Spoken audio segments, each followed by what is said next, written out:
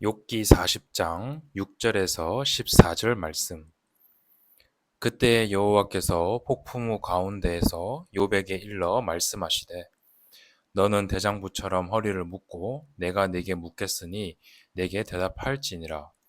내가 내 공의를 부인하려느냐 내 의를 세우려고 나를 악하다 하겠느냐. 내가 하나님처럼 능력이 있느냐 하나님처럼 천둥 소리를 내겠느냐. 너는 위엄과 존귀로 단장하며 영광과 영화를 입을지니라. 너의 넘치는 노를 비우고 교만한 자를 발견하여 모두 낮추되 모든 교만한 자를 발견하여 낮아지게 하며 악인을 그들의 처소에서 짓밟을지니라.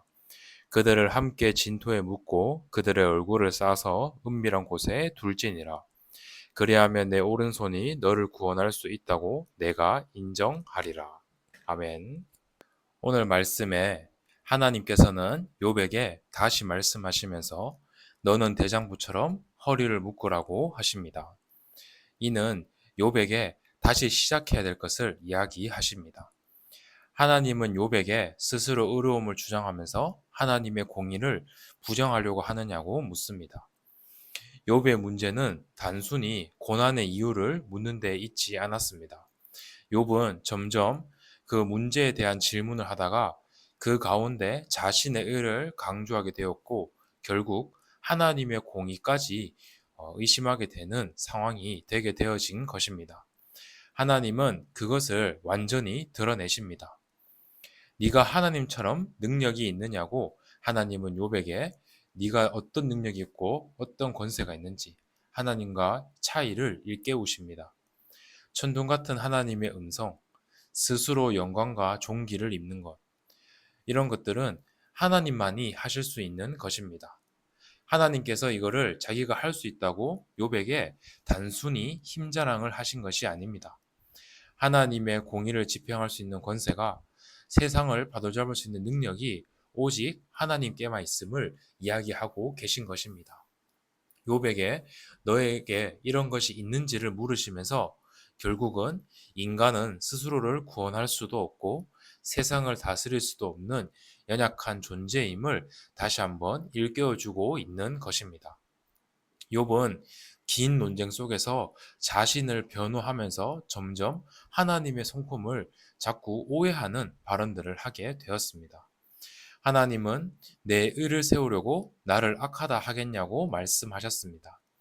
자기의 의는 결국 하나님을 정죄하게 만듭니다. 이것이 인간의 의의 한계입니다. 인간의 의가 아무리 선하다고 하여도 하나님 앞에서는 선할 수 없는 것이 인간의 의입니다. 우리 역시 신앙생활을 하는 가운데 자기의 의에 빠져버릴 때가 있습니다. 나는 열심히 기도했는데 왜 응답이 없을까? 나는 성실하게 신앙생활하고 열심히 살았는데 왜 내게는 이런 일이 일어날까? 이렇게 자기의 의는 곧 하나님을 자꾸 원망하게 되고 하나님의 공의, 하나님의 질서를 의심하게 됩니다. 의인이라 칭함받던 욥도 자기의 의를 주장하다 보니 이 상태까지 가게 되었는데 우리도 신앙생활 하다 보면 이렇게 될 수도 있는 것입니다. 어, 이 오늘 읽은 본문의 마지막 부분에 가면 그런 능력이 있으면 하나님도 네가 너를 구원할 수 있다고 인정한다고 말씀하십니다. 하지만 이것은 그 능력이 인간이 절대 가질 수 없기 때문에 그 인간은 사실상 스스로를 구원할 수 없다는 말씀을 하신 것입니다. 오직 하나님만이 우리의 구원자가 되십니다. 욥은 결국 하나님의 질문 앞에서 자기의 무력함을 인정할 수밖에 없었습니다. 우리의 의가 아닌 하나님의 의를, 우리의 능력이 아닌 하나님의 구원이 우리를 붙들어 줄 수 있다는 것을 우리는 절대 잊지 말아야 합니다. 혹시나 우리가 신앙생활 하는 가운데 내 의를 드러내려다가 하나님의 공의를 오해하거나 원망하거나 의심하게 될 수도 있습니다. 하지만 그렇게 된다면 다시 말씀 가운데 이것을 깨닫고 우리는 하나님 앞으로 돌아와야 합니다. 하나님의 권능과 능력을 인정하면서 모든 구원의 길이 하나님께 있음을 우리는 붙잡고 살아가야 하는 것입니다. 그렇기 때문에 우리는 기도의 자리에 나와서 내 억울함을 주장하기보다 그 가운데 있는 하나님의 공의를 신뢰하는 법을 배우는 자리가 되어야 할 것입니다. 우리는 인간이기 때문에 연약하여 혹여나 잘못된 길을 가게 될 수도 있습니다. 하지만 사랑의 하나님께서는 우리에게 말씀으로 계속 하나님을 드러내고 계십니다.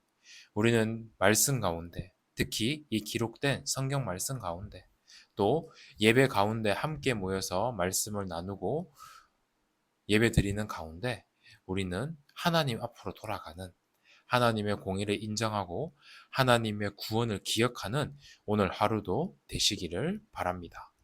기도하겠습니다. 공의의 하나님, 우리의 의를 내세우며 하나님의 뜻을 판단하려고 했던 우리의 교만을 용서하여 주시옵소서.